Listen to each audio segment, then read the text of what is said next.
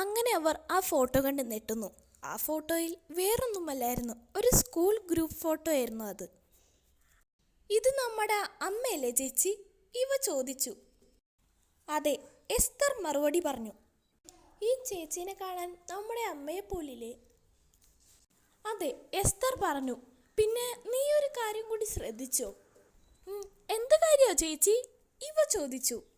അമ്മയുടെ ഒരു school group photo ഇല്ലേ, അത് നമ്മൾ കാണിച്ചു തന്നിട്ടില്ലേ? ആ സ്കൂൾ ഗ്രൂപ്പ് ഫോട്ടോ തന്നെയല്ലേ ഈ സ്കൂൾ ഗ്രൂപ്പ് ഫോട്ടോയും? ശരിയാ ചേച്ചി, അത് തന്നെ ഇത്. പിന്നെ ചേച്ചിയും ശ്രദ്ധിച്ചോ, അമ്മ ആരുടെയോ തോളത്ത് ഇങ്ങനെ കൈ കെട്ടിയിരിക്കുന്നത്? പക്ഷെ അതിലെന്തോ ഒരു പൊടി പറ്റിയേക്കണ കാരണം കാണാൻ പറ്റിയില്ല. ശരിയാ, ഞാനിപ്പോൾ അത് ആലോചിച്ചുകൊണ്ടിരിക്കുകയായിരുന്നു ഇവ.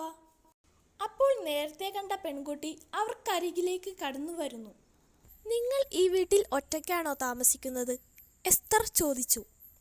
അതെ, ആ പെൺകുട്ടി മറുപടി പറഞ്ഞു. നിങ്ങൾക്ക് ബന്ധുക്കൾ ആരുമില്ലേ? എസ്തർ ചോദിച്ചു. ആ ഉണ്ടല്ലോ, റബേക്ക എന്ന അവളുടെ പേര്, ആ പെൺകുട്ടി മറുപടി പറഞ്ഞു. അപ്പോൾ അവർ എവിടെയാണ് താമസിക്കുന്നത്? എസ്തർ ചോദിച്ചു. അവർ ഇവിടെ അടുത്താണ് താമസിക്കുന്നത്. നിങ്ങൾ ആ പള്ളിയുടെ മുമ്പിൽ നിൽക്കുമ്പോൾ 2 വഴി കണ്ടില്ലായിരുന്നോ? ആ കണ്ടിരുന്നു, എസ്തർ പറഞ്ഞു. ആ പള്ളിയുടെ റൈറ്റ് സൈഡിൽ ഒരു വഴിയുണ്ട്, ആ വഴിയിലാണ് റബേക്കയുടെ വീട്, ആ പെൺകുട്ടി പറഞ്ഞു. എസ്തർ ആ പെൺകുട്ടി പറയുന്നതെല്ലാം ശ്രദ്ധിച്ച് കേൾക്കുന്നുണ്ടായിരുന്നു. അല്ല, നിങ്ങളിവിടെ നിൽക്കണോ?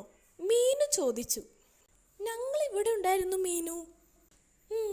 എന്നാ പിന്നെ വേഗം വാ, ആ ടീച്ചർ കണ്ടുകഴിഞ്ഞാൽ പിന്നെ അതും മതി, മീനു പറഞ്ഞു.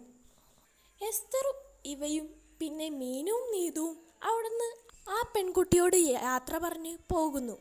അവർ അങ്ങനെ നടന്നു തുടങ്ങിയപ്പോൾ അത് അവരുടെ മുന്നിൽ ടീച്ചർ നിൽക്കുന്നു. നിങ്ങളിത് എവിടെ പോയതാ? ടീച്ചർ ചോദിച്ചു. അത് പിന്നെ ഞങ്ങൾ ആ വഴിയിൽ തന്നെ ഉണ്ടായിരുന്നു മിസ്, മീനു പറഞ്ഞു. ദൂരേക്ക് പോകുമ്പോൾ എൻ്റെ അടുത്ത് പറഞ്ഞിട്ട് വേണ്ടേ പോകാൻ? ടീച്ചർ പറഞ്ഞു. സോറി മിസ്, ഇനി ഇങ്ങനെ ഉണ്ടാവില്ല, എസ്തർ പറഞ്ഞു. ശരി ശരി, നടക്ക്, ടീച്ചർ പറഞ്ഞു. രാത്രിയായി. അപ്പോൾ എസ്തർ ഇവയും ബൈനോക്കുലർ എടുത്ത് ചുറ്റും നോക്കാൻ തുടങ്ങി. അപ്പോൾ അവരുടെ അടുത്തേക്ക് ടീച്ചർ വന്നു. നമ്മൾ ഇന്നും കൂടി ഇവിടെ നിൽക്കുന്നുള്ളൂ, നാളെ ആകുമ്പോൾ നമ്മൾ പുറപ്പെടും. പിന്നെ എന്തെങ്കിലും പാക്ക് ചെയ്യാനുണ്ടെങ്കിൽ എടുത്തു വെച്ചോളൂ, ഒന്നും മറന്നു പോകരുത്, ടീച്ചർ അതും പറഞ്ഞ് താഴേക്ക് പോയി. എസ്തർ അപ്പോഴേക്കും ബൈനോക്കുലർ എടുത്ത് ചുറ്റും നോക്കാൻ തുടങ്ങി. അപ്പോൾ എസ്തർ ആ ഇരുണ്ട രൂപം പിന്നെയും കണ്ടു. അപ്പോൾ എസ്തർ ഒരു കാര്യം തീരുമാനിച്ചു. ഇന്നെങ്കിലും ഞാൻ ആ രൂപത്തെ കണ്ടുപിടിക്കുമെന്ന് പറഞ്ഞ് ബാഗിൽ നിന്ന് എന്തോ ഒരു തരം സാധനം പുറത്തേക്കെടുത്തു. വാവ്, ഡ്രോൺ ക്യാമറ, മീനു പറഞ്ഞു. ചേച്ചി, ഇത് അമ്മയുടെ ഡ്രോൺ ക്യാമറ അല്ലേ? ഇവ ചോദിച്ചു. അതെ ഇവ, എനിക്ക് അമ്മ സ്വന്തമായിട്ട് തന്നതാ. അമ്മയ്ക്കിത് 3-4 ഇല്ലേ, അതുകൊണ്ട് എനിക്കിത് സ്വന്തമായിട്ട് തന്നു. എന്തായാലും അത് പൊളിച്ചു ചേച്ചി, ഇനി ആ രൂപത്തെ തിരിച്ചറിയാലോ, ഇവ പറഞ്ഞു. അതെ അതെ, മീനു പറഞ്ഞു. വൈകാതെ തന്നെ എസ്തർ ആ ഡ്രോൺ ക്യാമറ പറത്തി. ആ ഡ്രോൺ ക്യാമറയിലെ ആ രൂപം കണ്ട് അവർ ശരിക്കും ഞെട്ടിപ്പോയി. നീതു ആണെങ്കിൽ ബോധം കെട്ട് നിലത്ത് വീണു.